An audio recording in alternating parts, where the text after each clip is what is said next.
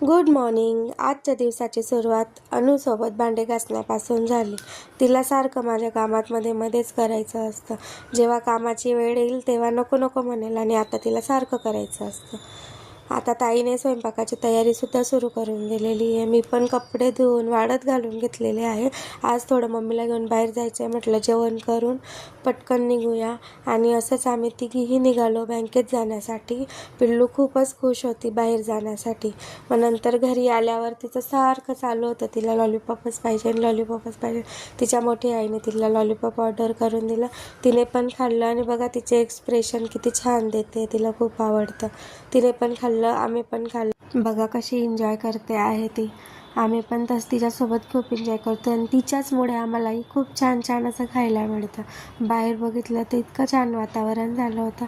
मस्त पावसात एन्जॉय करता करता आजचा दिवस इथेच संपवला.